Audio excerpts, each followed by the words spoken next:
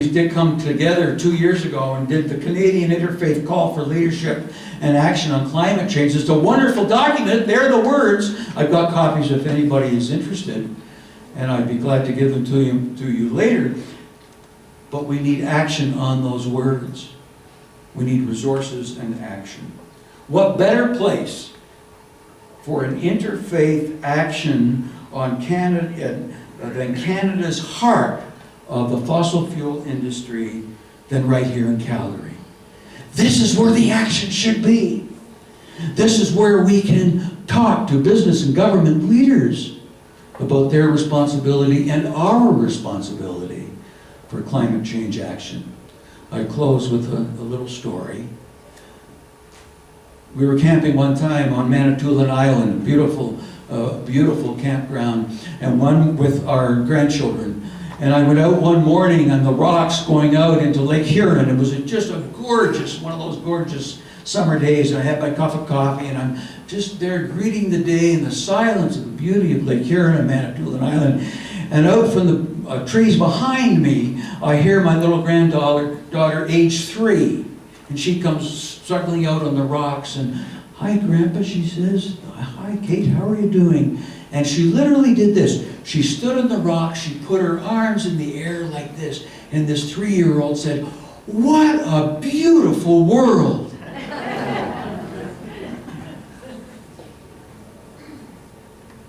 Yes, it is. And all of our traditions affirm the creation is indeed beautiful. What kind of a world is she going to be living in when she's my age? That's the question we need to ask ourselves. And not just with great words, but with actions that matter. Thank you.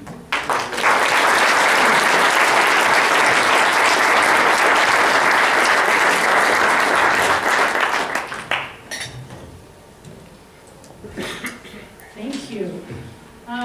We're going to just finish off this panel with our final speaker, and then we will have about 20 minutes for some question and answer following. So I'm very pleased to welcome our representative from our Buddhist tradition, Sensei James, with the Calgary Buddhist Temple. Sensei James grew up in Nipawa, Manitoba, a small, mostly Christian prairie community where he was raised within the United Church. After traveling to Southeast Asia in 1997, where he was introduced to Buddhism, with encouragement and support from Ikuta Sensei, he received Tokudo, which is ordination, training in Kyoto, Japan, in October 2003. After 2 years of being a minister assistant in Calgary, he attended the Institute for Buddhist Studies in Berkeley, California, to further his studies in Jodo Shinshu Buddhism. In December 2007, he was granted Kyoshi, Overseas Teacher, status by the Mother Temple Honpa Hongwanji in Kyoto, Japan.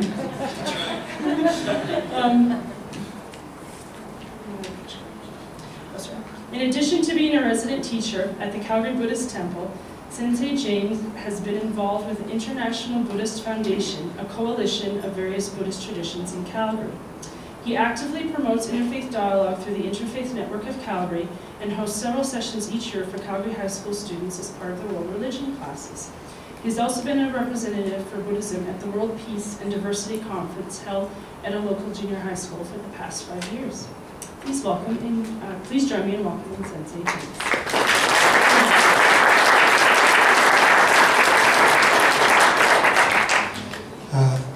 Thank you, Dina. You got through that very well. Yeah. She managed to say Nipawa. It's Nipawa. I would like to thank IDI for inviting me tonight. And when I was preparing for this, I looked up on the internet and I saw that I was the last speaker, and I kind of went, "Oh, dang." Can I just say ditto and sit down? Imam Fayez and Reverend Phipps have both quoted the Buddha, so I had nothing to say. I would like to say that I, first and foremost, am speaking as a Buddhist and not for Buddhism. And I think that's a very big distinction to make, because ultimately it comes down to the individual. Okay? We have to make the decisions. As you heard in my bio, I'm kind of a latecomer to Buddhism. And when I discovered Buddhism, I kind of felt like, wow, this suits me. So in a sense, I think I've always sort of had some connection that Buddhism, in a sense, reinforced for me. And I say a connection, I'm going to say to nature, to other, to what is out there beyond us. And so I'm just going to touch on a few issues that I think Buddhism helped to reinforce perhaps within me. And I think you are going to be very familiar with most of these. The first one, recycle, reuse. You've heard that before, haven't you? Recycle, reuse. The story is that the Buddha lived a very simple life. He had a bowl which he would go around and get his meals in. And he had 2 robes. And the robes are made out of pieces of cloth. He did not go out and go to the rope shop and buy them. They would have pieces of cloth donated, and they would cut them up into sections and sew them together. And when the robe wore out, there was a hole in it, they would cut the hole out and they would sew in a new piece.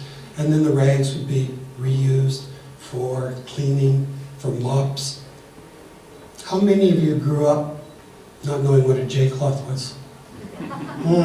Just a couple, okay. I think there's more of you out there, but yeah.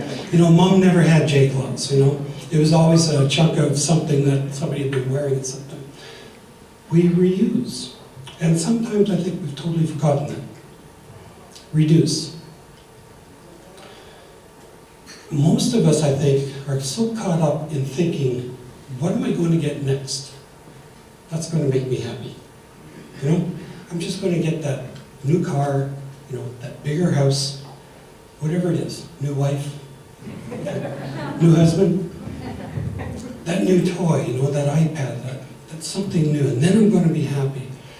And it was spoken to earlier that the Buddha observed, he said, things don't make us happy. You know, those outside things don't make us happy. In fact, usually the opposite. It kind of causes more suffering. It sort of causes more stress. I got my nice new car. Oh, you know, my first scratch on it, that was devastating. You know? Are you one of those people that goes to the shopping center and you park way over there? You're the only one, you know, car all by itself because you don't want anybody parked next to you and maybe bang their door to you. So he really was saying, you know, we have to separate need from greed. Yeah? Desires, as was mentioned earlier, the wants, you know, figure out what those are. But we remember, more is not always better. In fact, it's usually the opposite. The other piece I would like to really touch on is more this idea of our own, perhaps deeper understanding. And I call it to recognize. To recognize our place in the environment. Buddhism teaches that we are not independent. We are interdependent. That I rely completely on other for my own existence. I cannot survive on my own. The web was mentioned tonight. That the analogy is like the net for fishing, with all those little interconnected points. Me, you, we are just one of those little those connected points on the web. And everything I do affects the rest of the web. It's recognizing our place that, and I have this bit of an issue when we say we're protecting the environment. Protecting the environment has this sense of making it something else that doesn't really involve me. In a sense, we're not protecting the environment, we're protecting our very own existence. We are just a part of the environment. We're not up here, We're not down there, we're just a part. So when we do that, protecting the environment, to me it has that sense of making it, I'm saving something other than myself. And I think that's kind of a misleading thinking.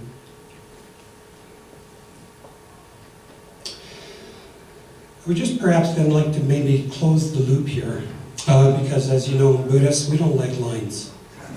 We like circles, you know, we believe in cycles. The Buddha did say that, he said, all of life is difficult for all beings. Okay? And that transcends from the little ant up to the elephant or the whale. All of life is difficult. All of us struggle to survive, but unfortunately, in order for me to survive, something has to die. And that's just a fact.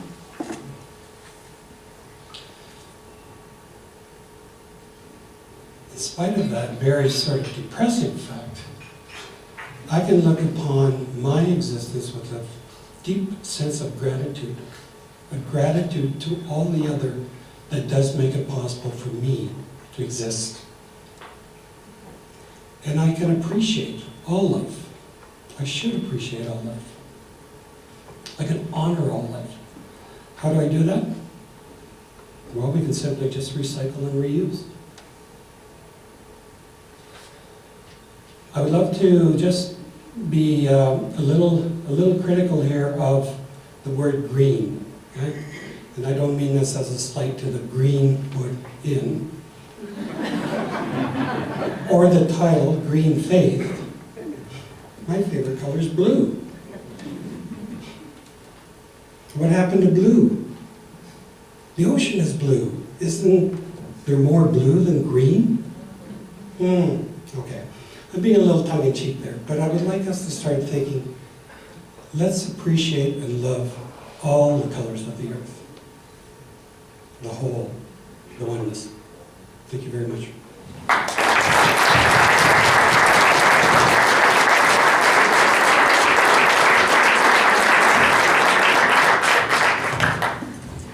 Well, thank you very much. That just concludes our panel portion of this evening. So what we're going to do, we have 2 microphones. We'll either, if you're comfortable coming up, or maybe we've got runners, we'll run them around to people. It might be a little tricky getting in. So we'll have open the floor for some questions, and we'll just pass along the microphones. If you're wanting to address a question to a particular speaker, just let us know. And then we'll wrap things up here shortly. So if there's anyone with any questions, just a couple in the middle there.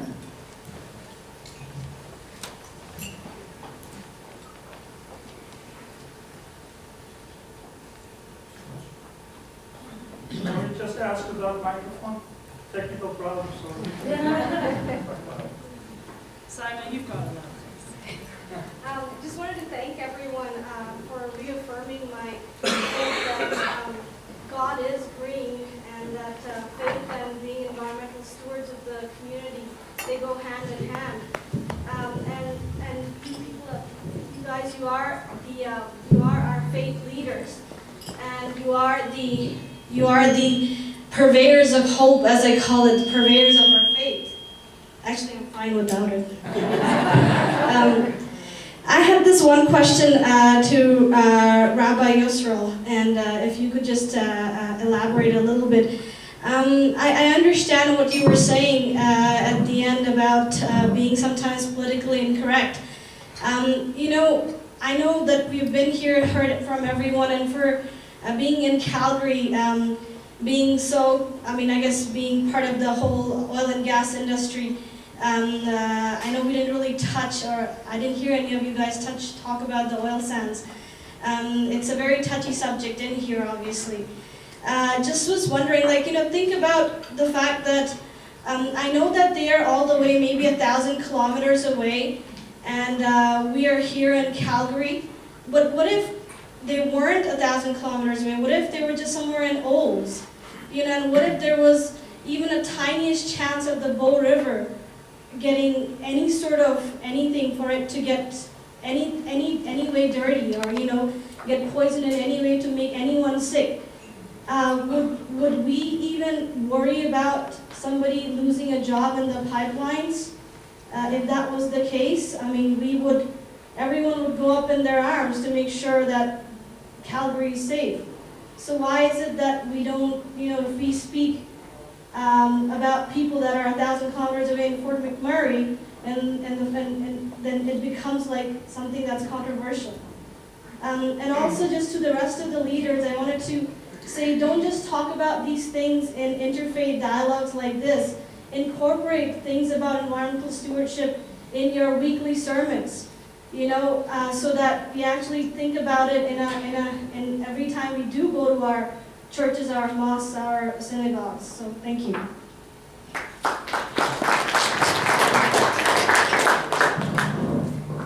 I certainly have no argument with such noble sentiments. The question I raised, and it was a question, not a statement of definitive policy. The question I raised is, whenever we call upon the government to pass a law, we are asking the government to force people to do certain things. Literally, if they don't comply, we come with guns. I have many beliefs that I would love to see the government force you to keep. But you may disagree. I believe in a free country, we must always keep that in mind and simply not allow our desire to do good to blind us to considering the other side. After careful consideration, we may well conclude that strict government regulations, more regulations are necessary. I'm not an environmental expert, I'm certainly not a government expert.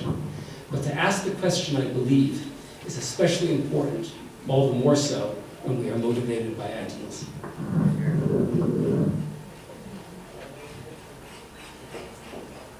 Yes, my name is Brian Seaman. I'm a human rights and civil liberties advocate here in Calgary, originally from the East Coast. Thanks again to the panel for sharing your expertise and wisdom with us. I have a question which I have mainly for Elder and Alvin. I'm sorry, I'm looking at your name tag with late middle-aged eyes, Alvin Menetipes. In any case, Elder Alvin, I was wondering whether you could briefly share with us the Anishinaabe seven fire prophecy and why you think, or why you do not think, that we are indeed living in the time of the seven fire prophecy. And I'm particularly interested in hearing your views on the individual responsibility that each of us, Indigenous and non-Indigenous, to this land has to take a stand for the land, and how that would relate to collective change. And then I would like to hear from the other four speakers, and particularly the three representatives of the Abrahamic faith, since you are not only the majority in the panel, but collectively Christians, Muslims, and a few million Jews represent, I don't know what, 40–50% of the faith-based community on the planet. Where does individual responsibility arise within your faith-based tradition for, first of all, challenging the powers that be when we see that we are proceeding on a train, fast train going to a precipice, and secondly, how that relates to our collective responsibility for the planet and indeed all our brothers and sisters on this planet.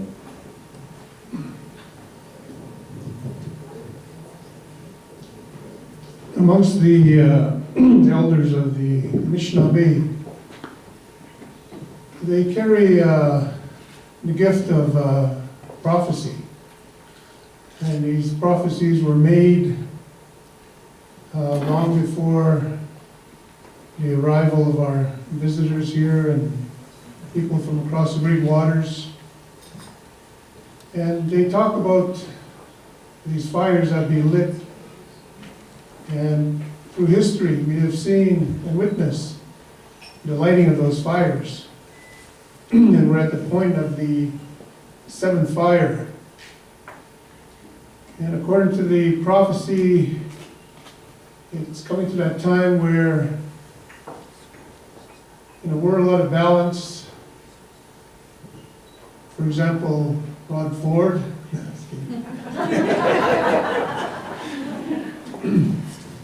In a world filled with pollution, so so forth, and